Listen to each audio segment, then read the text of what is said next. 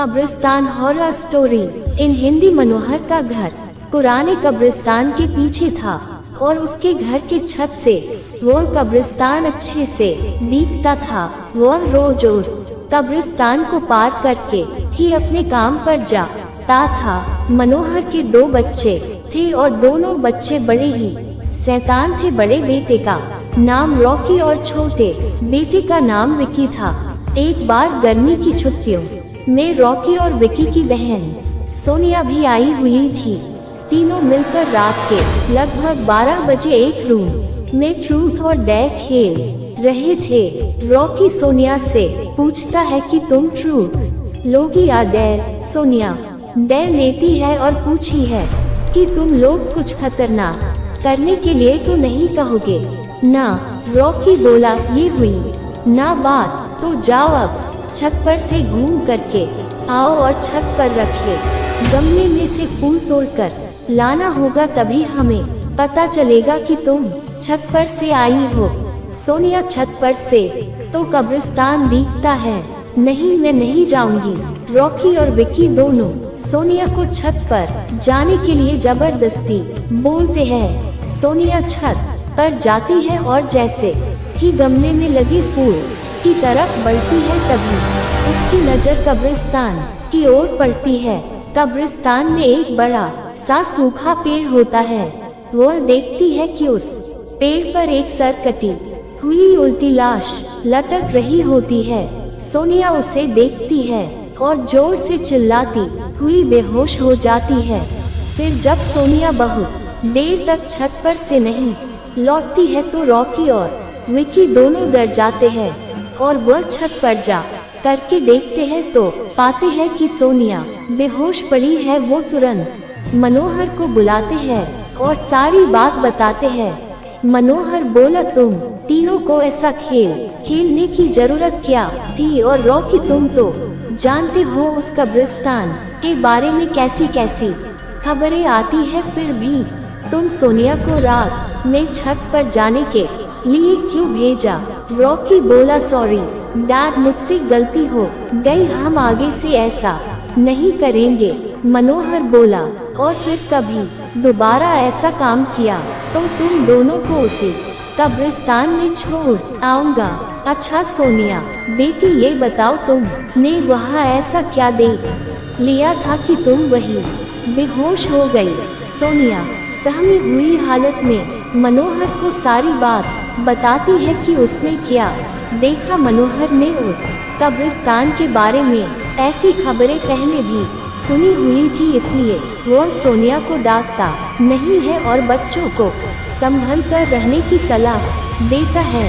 एक दिन मनोहर को काम से छुट्टी मिलने में देर हो जाती है और उस दिन उसे ऑटो भी नहीं मिलता है। वह पैदल ही घर की ओर चल पड़ता है। इधर विकी और रॉकी दोनों आपस में बात करते हैं। रॉकी बोला, विकी, तुम्हें क्या लगता है सोनिया ने जो कहा वो सच है?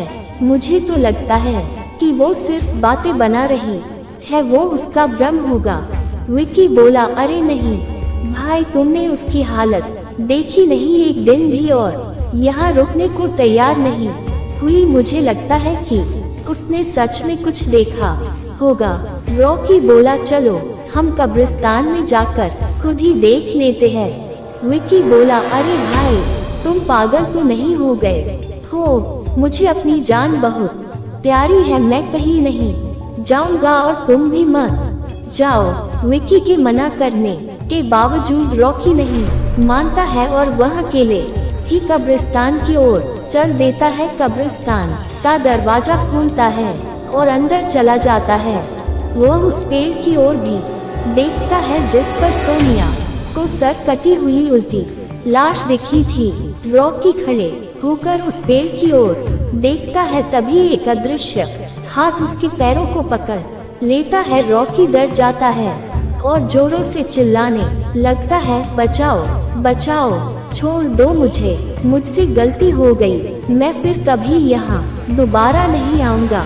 दूसरे कोने पर एक कप होती है जो कि खुली हुई होती है, उसके ऊपर खून लगा हुआ होता है। वह दृश्य हाथ रॉकी को खींचकर लाते हैं और उसका में धकेलने की कोशिश करने लगते हैं। रॉकी चिल्लाता है, छोड़ दो, मुझसे गलती हो गई, मैं फिर यहाँ कभी नहीं आऊंगा, मुझे मत मारो, मुझे जाने दो।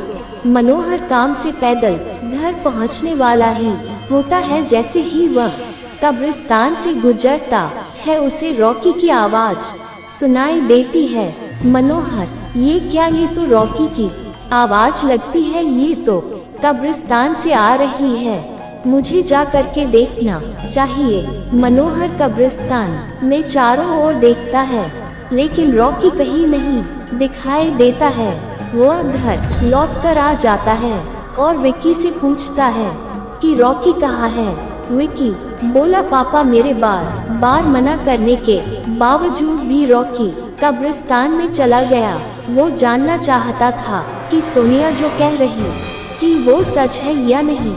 मनोहर बोला, हमारे पास समय बिल्कुल भी नहीं है, जाओ घर के मंदिर में शंख में जो जल रखा है वो जल्दी से लेकर आओ, हमें रॉकी को खोजने कब्रिस्तान जाना पड़ेगा।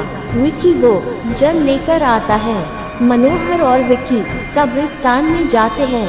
मनोहर जल छिड़कता है, फिर उसे किसी के घसीटने का निशान दिखाई देता है। वह समझ जाता है और फिर उस निशान का पीछा करते हुए उस कब्र तक पहुंच जाता है।